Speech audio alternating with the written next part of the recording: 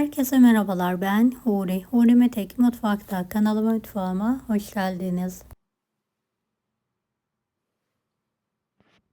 Kolay baklava tarifi hazırlıyorum. Tarifimi hiç bekletmeden hamurumu yoğurarak hemen başlıyorum. 1 çay bardağı yoğurt, 1 çay bardağı ılık su, 2 adet tam yumurta, 1 çay bardağı sıvı yağ karıştıralım. 1 paket kabartma tozu, 2 yemek kaşığı sirke karıştıralım. 6 su bardağı un azar azar ekleyerek yumuşak, ele yapışmayan bir hamur hazırlayalım.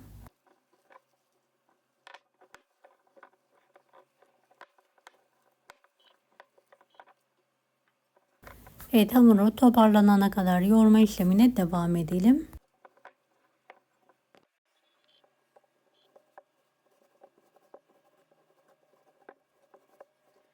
Evet, pürüzsüz bir hamur elde ettikten sonra ortadan ikiye keserek uzaltalım.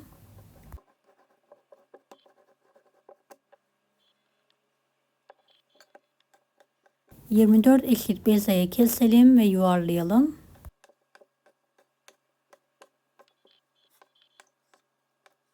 Bu hamur 2 tepsilik baklava için.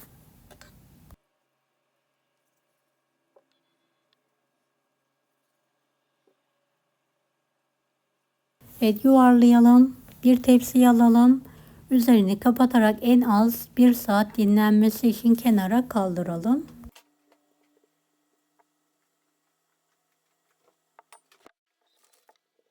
Evet, dinlendirdiğim 3 tane bezeyi teze üzerine alıyorum. Nişasta ve un karışımıyla şöyle pasta tabağı büyüklüğünde açarak üst üste alıyorum. Aralarına bolca nişastalı unlu karışımdan serpiyorum.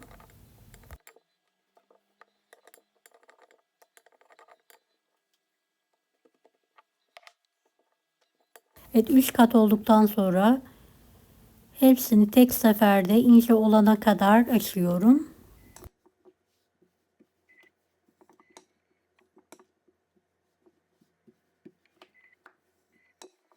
İnceltebildiğimiz kadar hamurumuzu inceltelim.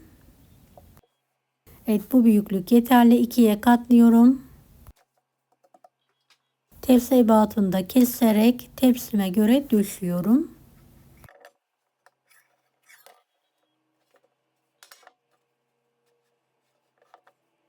Beni hangi ülkeden veya şehirden izliyorsunuz merak ediyorum. Yoruma yazarsanız sevinirim.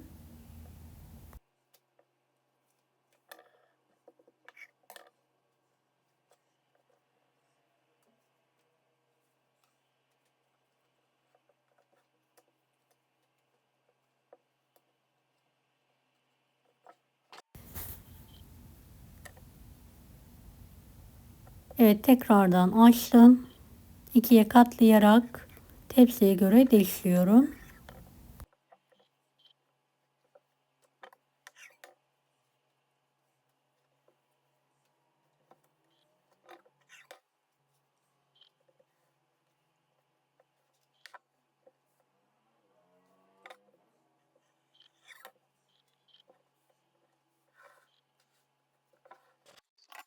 Ve tekrardan açtım. Ortadan ikiye kesiyorum. Tepsiye göre keserek döşüyorum.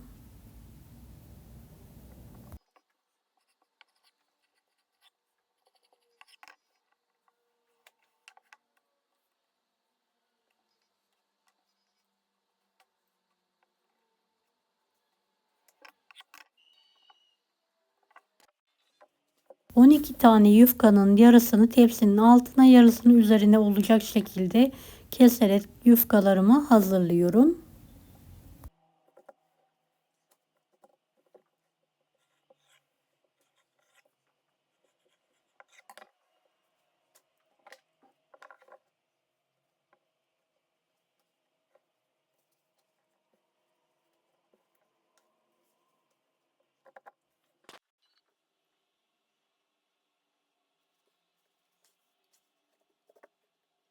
Tam ortasına geldiğinde bolca ceviz serpiyorum.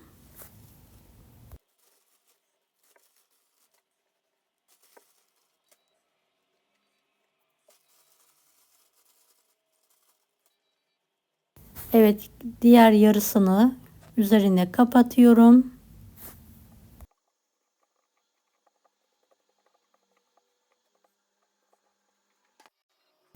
Uzun şeritler halinde baklavamı kesiyorum. Dilediğiniz şekilde kesebilirsiniz.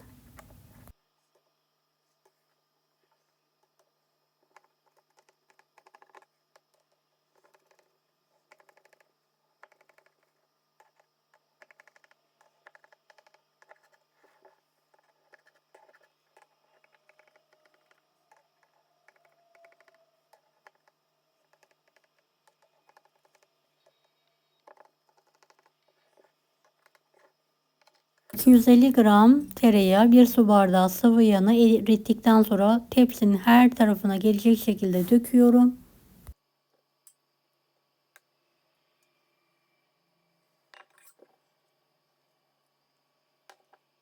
Bir kısmını kenara ayırıyorum.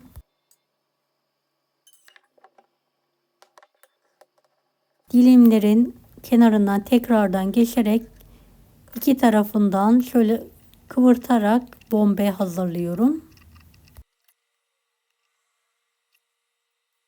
Kalan yağı üzerine gezdiriyorum. 80 dereceli alt üst fırının alt rafını alıyorum. Üzerine bir tepsi kapatarak pişirmeyi bırakıyorum. Kademeli olarak dereceyi de düşürüyorum. 1 saat sonra üzerindeki tepsiyi alıyorum. Pişirmeye devam ediyorum. Şerbetimiz için 3,5 su bardağı toz şekeri uygun bir kaba alıyorum.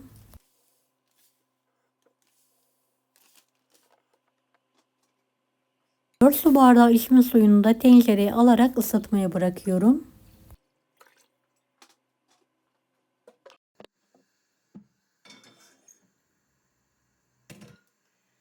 Kaynayan sıcak suya şekeri atıyorum. Şeker eriyene kadar mutlaka karıştıralım.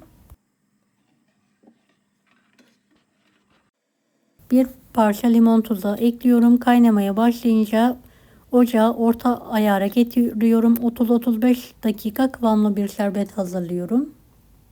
Bir parça tereyağı ekliyorum. Evet, 35 dakika sonra kıvam aldı. Altını kapatıyorum.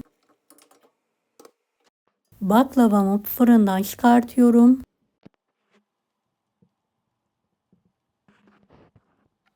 Ve ocağın üzerine alarak şerbetin yarısını sıcakken gezdiriyorum.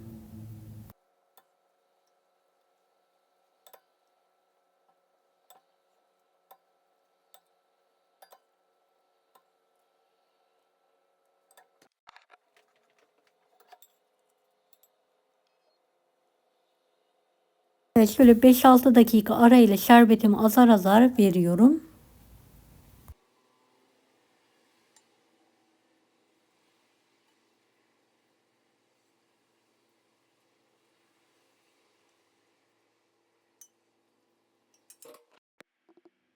Tamamen soğuttuktan sonra ikramı hazırlayabilirsiniz.